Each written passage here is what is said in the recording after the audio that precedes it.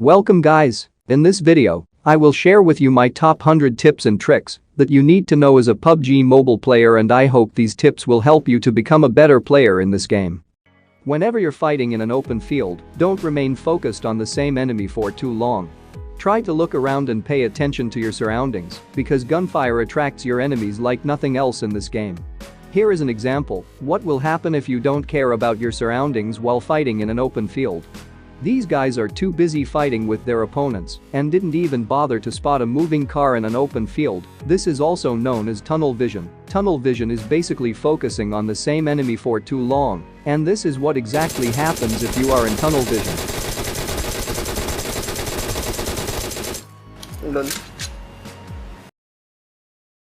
Change your position when you think you have been spotted or when you fired at someone.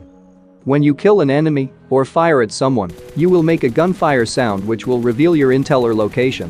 And the gun sound will attract the players who are near you, especially the ones who are behind you. And this will be the result of staying in the same location. So always try to change your position when you fire at someone. And also don't loot immediately after killing an enemy because the nearby players can hear you, and it will be the most common mistake that everyone can make.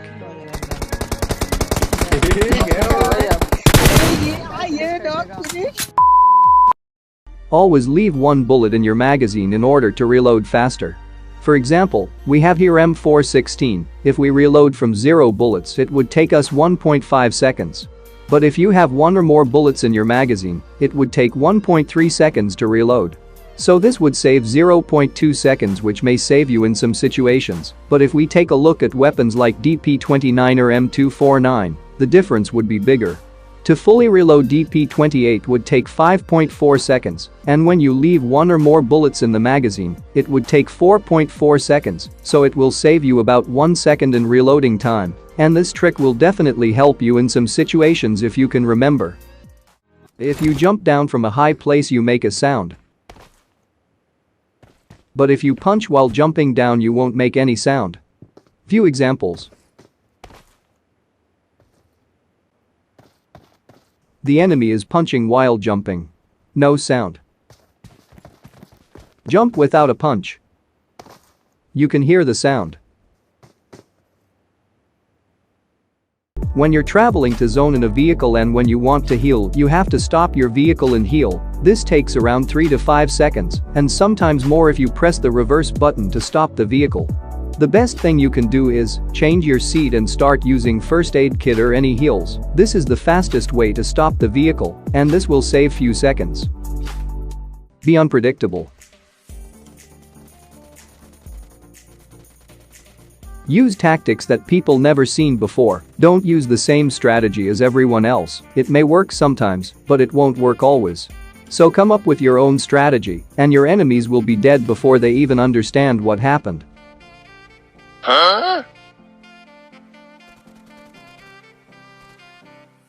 I will give you 3 tips on how to rush into a building. When rushing into any building, throw as many grenades as possible. When doing these, you're forcing your enemies to either move or die. Both gives you an advantage. If you're lucky and got a knock, then push without any hesitation. As the other player would be reviving, you will get an advantage over it. If you directly rush into a house without any information, you will instantly die because campers are everywhere. Instead, see if you could find your enemies through windows and make the kill without entering into building at all.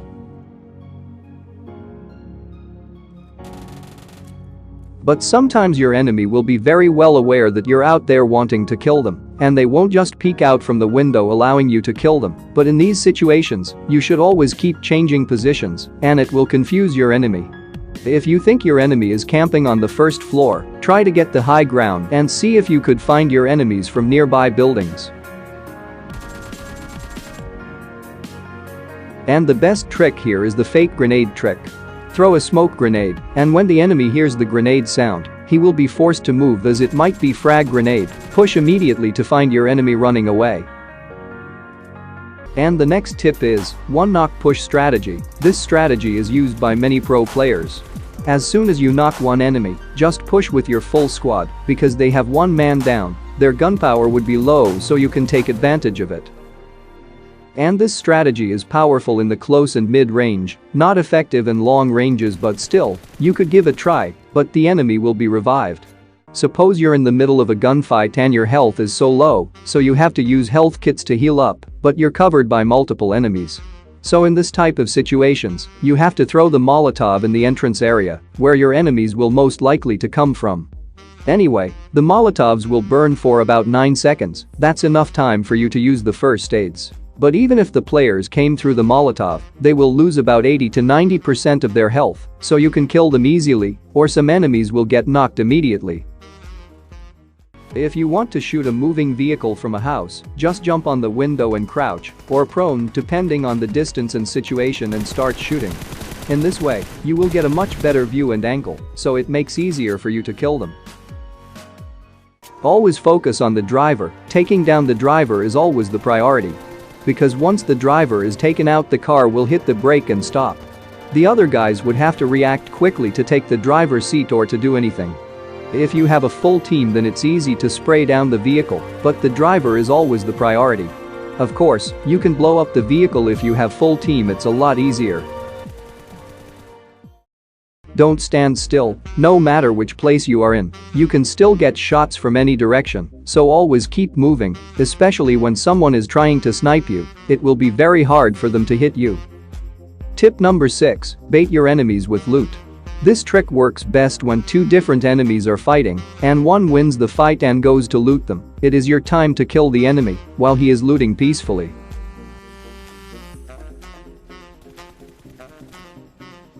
%80 of the time people tends to loot immediately after killing someone, so you can take advantage of that situation. Here is a cool mind trick. Suppose your enemy is hiding behind this tree, or any obstacle, or any type of cover. You have to place your crosshair on left side of the target, because most of the players tend to peek right instead of left, because right peek is so reliable and gives you much better angles. Let me show you an example. This is how the right peek behind a cover would look like. And this is how left peek would look like.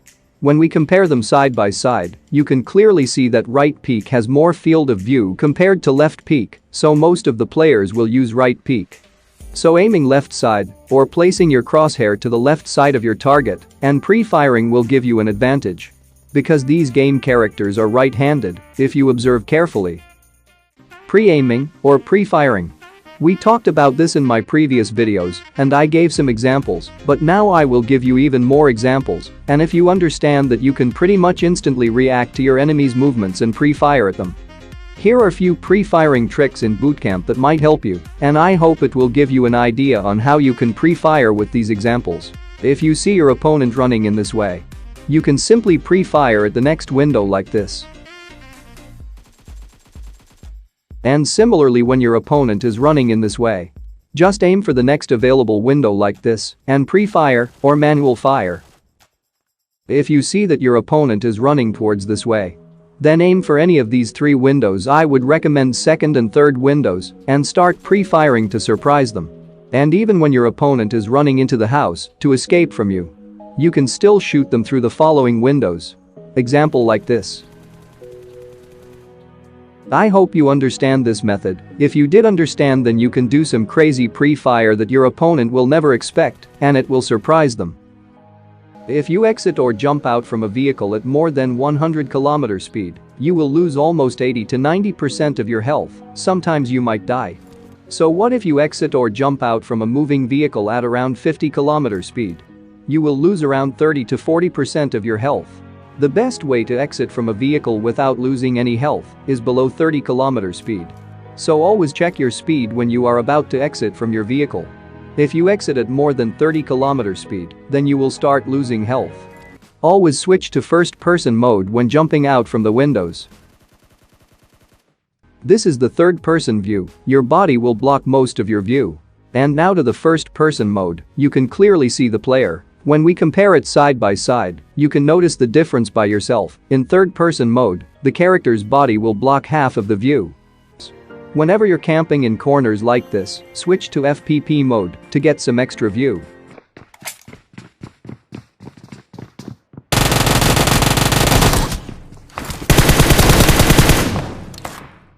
Now you can actually mark lines in the map. If you're really bad at memorizing the plane path, this tip is gonna help you a lot. So at the beginning of the game in Spawn Island, open your map and click on the mark thing. Now create a line on the plane path by tapping on each end. Later when plane path disappeared, this will be very useful to determine where the players will most likely be, so you can either avoid those places or go find players. This one is a glitch, but you can use it as a trick. You can run while shooting by using this glitch. Your gun will not aim at the enemy, but the bullets will still hit them. How to use it?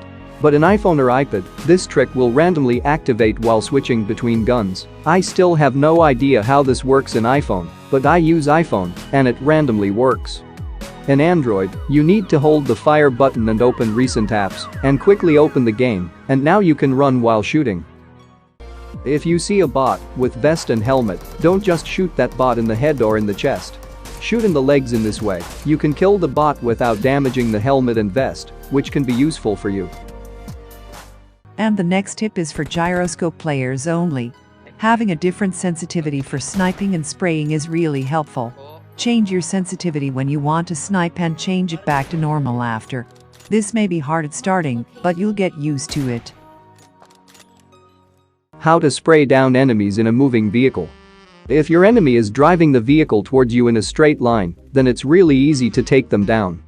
But the problem begins when your enemy is driving the vehicle around you in a circular path or in a horizontal path. Even if you shoot the vehicle perfectly, your bullets may not hit the player. So this tip will help you to hit a moving target in a vehicle. If your target is 100 meters away, then you need to aim at the front bumper of the vehicle. An example is shown in the screen. This method will work for all the vehicles, such as Dacia, buggy, motorbike, including boats. You just need to aim for the front bumpers. If there are no bumpers, just imagine as there is one. When your target is around 200 meters, you need to aim about 2 meters from the front bumper, and also you need to aim a bit upwards to fix the bullet drop, as shown in the screen. As the distance increases, you need to increase the gap between the front bumper according to the distance. You can actually practice this method with your friends in cheer park mode. Ask your friend to drive around randomly in a vehicle like this, and you just need to track the front bumper of the vehicle, example like this. And later on, start shooting while aiming on the front bumper of the vehicle. Try your best to maintain the aim on the front bumper.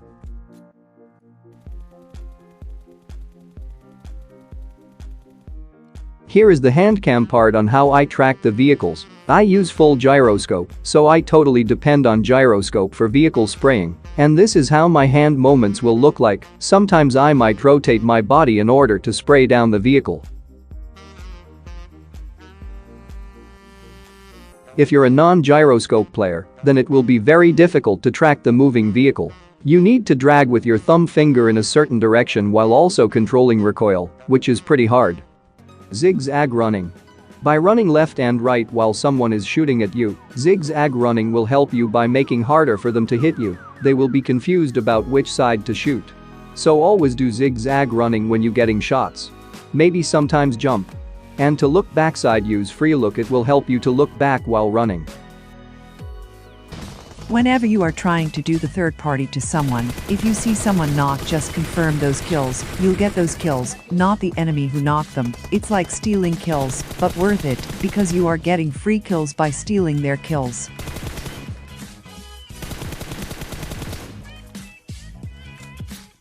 If your microphone making too much noise, then try using push to talk.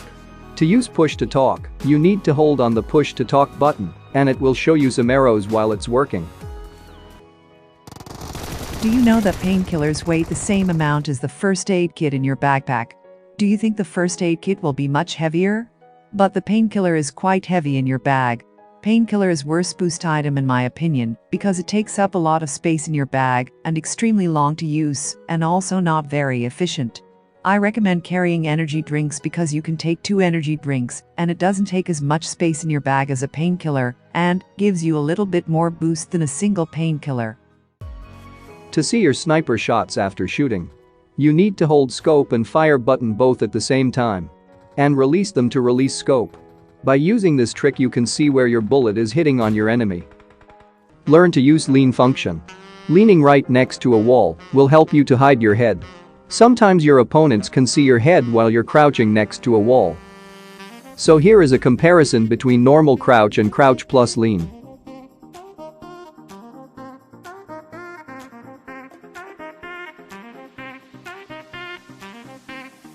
As you can see, I can somehow see the head of a normal crouching player, but not the player with crouch plus leaning. This proves that using a lean function will hide your head while crouching next to a wall. This is how your opponents view when you crouch next to a wall. Your head is clearly visible. But if you crouch plus lean, then your head won't be visible mostly. And make sure to lean in the right way. Here is a circle shift tip. It's important to play in the circle in PUBG Mobile. It is the winning formula. A lot of time it's not about killing someone. It's about getting the best place in the next circle and out-positioning your opponent, giving yourself a tactical advantage. Depending on the terrain where the circle will be formed, the best place I think to be is at the thinnest part of the line in between blue and white circle, as shown here. By using this strategy, you give yourself a better position to hold. The blue zone being at your back will make it less likely you will get attacked from behind. This will give you more time to focus on the terrain in front of you. It's important to take notes of your geographical surroundings like mountains and house compounds. Also keep an eye on supply drops. These will give you a better idea where players will be. Players tends to move to middle of the circle thinking they would be in the next circle, but in reality, if you stay in middle you will most likely to get shots from all the directions. So I would not recommend moving to the center of the circle. Try to stay on edges with blue zone to be more safe. If you have only 2 players in the vehicle, it's good call to be on the same side of the vehicle. In this way, if you need to get out of the vehicle, you will get out on the same side. Let's say enemies are coming towards us. You will be on this side and ready to fight them. And you can use the vehicle as your cover. Tip: don't engage in a fight when you don't have any nearby cover. What I mean is, you see an enemy running in an open field, and you are also in an open area where you don't have any cover nearby. But you started shooting at the enemy anyway, later you messed up the spray. Now you are in a big trouble because your opponent is going to shoot back at you, and you don't have any cover to hide. This is why I always recommend you to check for cover before you engage in a fight with your opponent. Make sure you have a cover nearby. When you have a cover, you can hide if you mess up the spray, a tree or a rock or some other type of obstacles that can provide you with some cover. The next tip is kinda similar. It's like waiting for your opponent to come out from the cover completely so you can kill the opponent easily. Let's just say you see an enemy running. The first thing you have to do is check if the enemy has nearby covers. If the enemy does have any nearby cover, it's not worth shooting unless you have really good spraying skills. If you do shoot at the opponent anyway, then the enemy will hide behind the cover immediately. Now the enemy knows your location. So this is why I always wait for the opponent to come out from their covers completely or halfway through at least. This gives you some extra time to take down the opponent. Once again, remember to check for your enemy's nearby cover. When you see them running like this, wait until the enemy is halfway between covers and start shooting. It will be easier for you since they don't have any cover to hide. Now the last one. This tip is especially for those people who don't use jump and climb separate. You can still do jump shot near a wall example like this. If you face towards the wall and hit the jump button, you will climb up the wall. So what you have to do here is, you need to face towards sideways or in a 90-degree direction to the wall. Now you will able to make that jump shot without climbing up the wall in both directions. If you face towards the wall in any way while jumping, you will definitely climb up the wall. Before you going to do the jump shot, make sure that you're facing in any other direction than the wall. Here is a slow motion.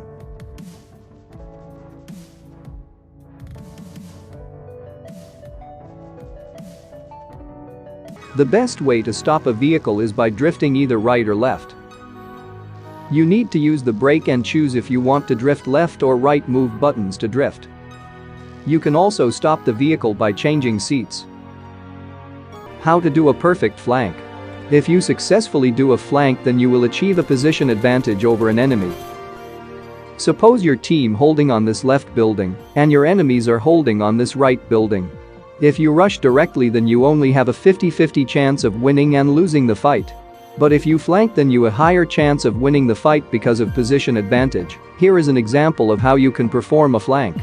This is just an example to give you an idea on how to flank. This totally depends on situations and positions of your enemies. A flanker is not someone that is going to be predetermined before a game begins. Anyone can be a flanker, it totally depends on a fight-by-fight basis.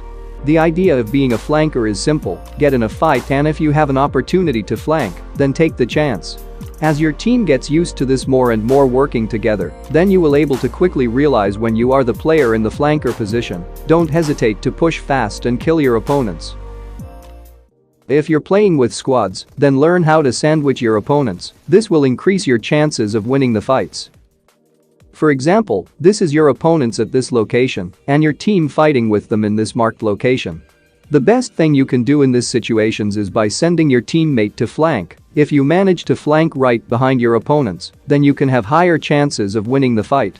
This is basically flanking, but this is what I call a sandwich flank. Works best in open fields and ridges with small covers. Try not to let your opponents know you're flanking. If they do, then try to get some strong cover, example like this. From here you can put pressure on your opponents from both sides, front and back.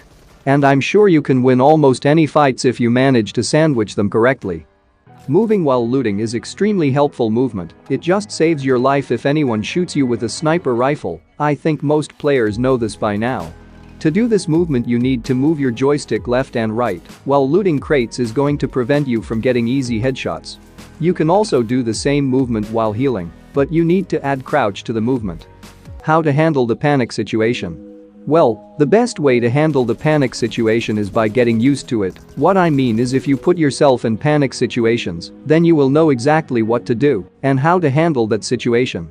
The best way to learn how to handle panic situations is by dropping in bootcamp's main building. I would highly recommend playing solo versus squads, but it's totally up to you.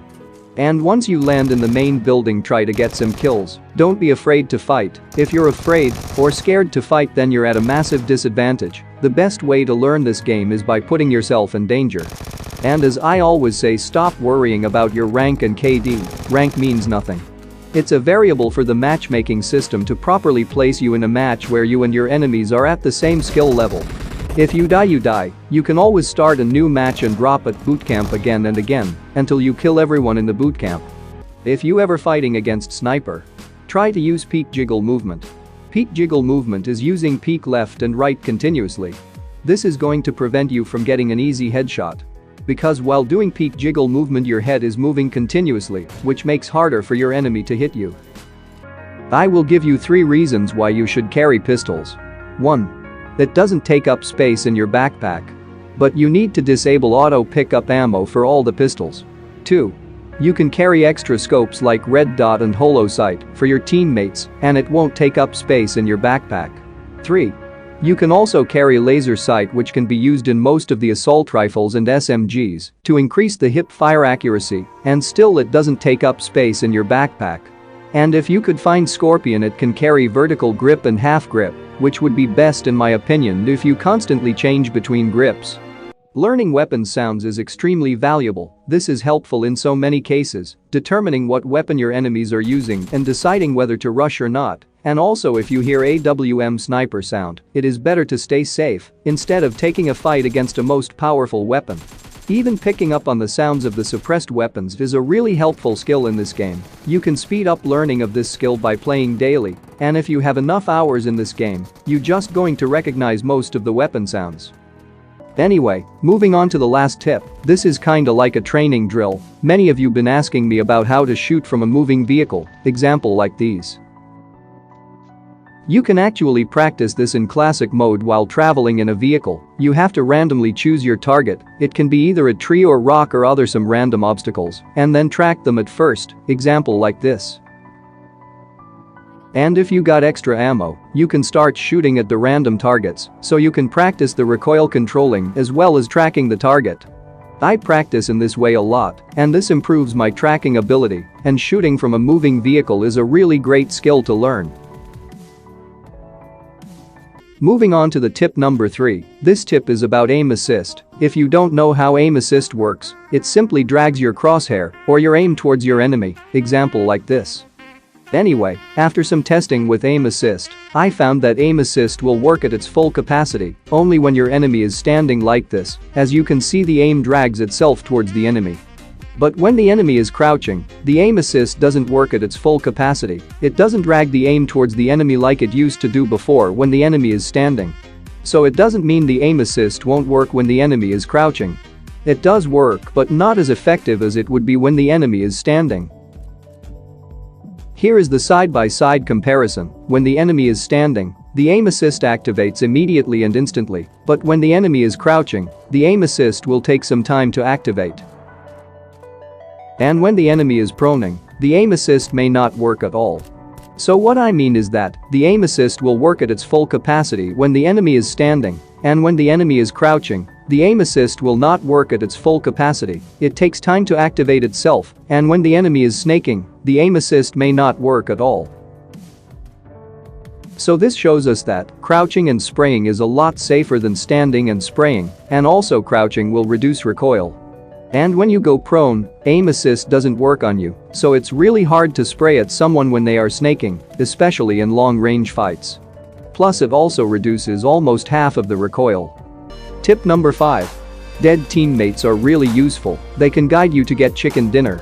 Especially in panic situations where your ability to spot the enemies is so low, in these situations they can be really helpful if they know how to give a perfect call-out. Dead teammates can't go into a panic situation because they are already dead, so they can spot the player and think normally. Here is an example where I didn't spot the enemy, but my teammates did spot the enemy. In this type of situation, listen to your teammates' callouts and take the action really quickly. Enemies ahead! Okay. Excellent work! Tip number 4. Try to avoid moving in the open field areas. Whenever you are rotating or traveling on foot, you need to make sure that you are rotating in the correct pathway. While moving in the open fields, you try to maintain a position close to cover, whether it is a tree or a rock or any type of obstacle, which can provide you with a cover. It's important to maintain a cover when you getting shots at you. You can quickly get into nearby obstacles which can provide you with a cover and start shooting back. This will give you the ability to put the pressure on your opponents. If your teammate got knocked in an open area without any cover and the enemy is trying to finish, you can protect your teammate by standing behind your teammate like this and jiggle left and right to provide a temporary cover and take some shots to save from opponents until you reach a cover. Here is an example. If the knocked player is an important player in your team, then you have to risk your life to save. Anyway, use this trick only while fighting in long range and maybe in mid-range, mostly against snipers. I have seen a lot of players placing their free look or eyeball thing in the middle of the crosshair. And yes, of course, it does help you to aim better, but still, you need a lot of practice. So give it a try, place your free look in the middle of the screen and check if it helps you to aim better, and if it does, let me know in comments. Many of you asked me how to predict next zone. Let me tell you one thing, you can't just predict zone, it's totally random. But there is a trick to be always inside of next zone, or at least close to next zone or next circle. Let's just imagine this red circle is the first zone. And Pachinki is in the middle of the circle. And these are the possible outcomes of the next circle. There might be more, but that's all I can think of. But Pachinki will always be in the next circle because the middle part or center part of the circle will always be in next zone. So if you stay in middle, you will most likely to be in the next circle. Here are the few examples. The red circle in the middle part will be inside of the next circle. And once again, red circle is center part and it will be in the next zone. It will be similar in other maps. Because every map has a different algorithm, but it will be similar to each other. And zone might end up in water, rarely like 1 out of 100 or sometimes 1 out of 1000. If the zone formed in water, get a boat. A higher tier helmet is always better, even if it has only 1% durability left, than a lower tier helmet that has full durability left. For example, a level 3 helmet has only 1 durability left and will break if anything hits, and it will absorb the full power of Kar 98 shot and keeping you alive. The helmet will break, but at least you won't die from that shot, as you would with level 2 helmet, so always choose a higher tier helmet, no matter what is the durability of it. But for vests, it's a little bit complicated than helmets are. I always recommend swapping to a lower tier vest. If the one you have right now is more than half damaged, Try to avoid getting your vest break during a gunfight, but not only you lose that body armor protection, but the movement vest breaks, you will die faster. Try to keep the highest tier possible unless the vest is more than halfway damaged, then you should consider swapping to lower tier vest. Always use a fresh vest during gunfights. Tip number 7. Always try to pick up snipers. While playing squads, make sure you are having one player running with a bolt-action sniper rifles who are talented at shooting is extremely effective. If you are a sniper for your team or if any of your teammates are skilled at sniping, make sure you give them the proper gear. Firstly, make sure your snipers are equipped with the highest range scope that your team has to offer, and in case if your team has level 3 helmet, be sure to give the helmet to your sniper as he will be needing it the most. If you play FPP mode, you may notice that few weapons hip fire will block your view, example like this. To fix this, you need to either use flash hider or a suppressor.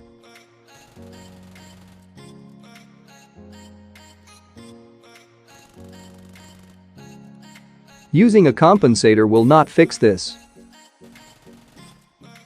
This game is all about strategy from the very moment the plane starts flying. If you're playing squads, then you need to know what you're good at, like specific roles. Maybe you are good at spraying down enemies at any distance. Or maybe you are extremely good at close range. Or maybe you are really good at sniping. Maybe you are a good driver. Or maybe you're the guy who knows the whole map, each and every location, and how to rotate each circle. Or maybe you could be the guy for baiting the enemies.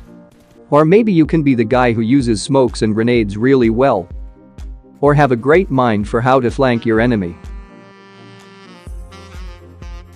Or maybe you are the most important role, the one who revives the teammate and supplies them with meds and ammo. No matter what is your role, you have to identify with your squad. The 4 basic roles that every team should have. The first important role is IGL. IGL stands for in-game leader. And that is exactly what this player is. Your IGL should be the most experienced player and who is capable of giving the best call out in any situations, and your IGL should be the player where you put your faith to have major choices decide. These choices will include things like rotations, where to land, when to fight, and when to crash a compound.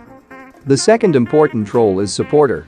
Supporter player role is to give support to the whole team, things like reviving teammates, distributing meds and ammo to the team, or watching for potential threats while your team is fighting. A support player will frequently give out personal stats in order to protect the team, such as becoming a bait for opponents, allowing the rest of the squad to put out the offensive damage. And the next role is entry fragger. Your entry fragger is going to be the player you have in the lead while pushing, or someone who is really good in close range. This player in most of the cases put themselves on the line to get knocked, so your team will follow up with a quick trade. In most team fights this is pretty simple, just shoot the guy shooting your teammate, but in buildings, however, is where it may take a while to learn. If you're entry fragging and you know there are opponents inside, it is important to understand that your job is to push through a door and clear out enough space for your teammate to come behind you. Try to give any information you can as quickly possible. As lastly, you need to understand this pushes are in your control and your teammates will depend on you. If you hesitate or step back and block doorways or don't give any information, you're setting your team to fail. The last role is the sniper. Having a sniper who is talented at shooting is extremely effective in order to make sure you are utilizing this player to the best. It's important to give them the proper gear such as level 3 helmet, as snipers are the one who will be the most trading headshots. And try to give them the highest range scope that your team has to offer. Being a sniper requires a lot of skills. You may not get many kills as your teammates, but you will give a lot of damage and also removing their armor, making it easier for your team to finish them. Speaking of cover, you can use your vehicle as cover in some situations. But there's a gap between tires. From this gap you can get shots, so it's better to burst the tires and use the vehicle as cover. Now I think you might be safe from getting shots from below the vehicle. This vehicle is still usable, but not as fast as before. And also this depends on vehicles. Make sure you only burst 2 tires on the same side, or it might be tough for you to travel. Or sometimes you don't need to burst the tires, it depends on the situation.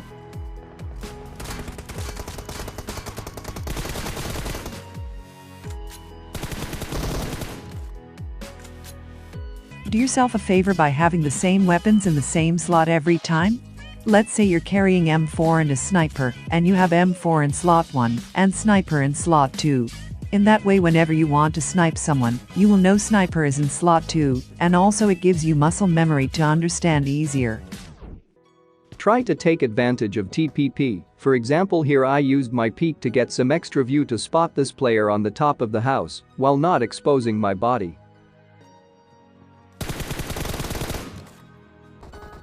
This tip is about game mechanics. Your right peek actually exposes less of your body than left peek does. It's basically the way the character model works. Left peek is going to reveal more of your body, means bigger hitbox and more chances of getting hit than if you right peek. And also right peek gives you more field of view than left peek. I'm not saying that never use left peek. In certain cases you should do it because it's the only choice. But keep in mind your body exposes a lot when you left peek. And the last tip, if you're fighting against shotgun, don't get too close to the enemy as they have the ability to one-shot you. Try to stay in a range where a shotgun isn't that powerful. Anyway, that's all I got for this video. I hope you learned something new. If you did, hit the like button and subscribe for more upcoming videos like these. See you guys in the next one.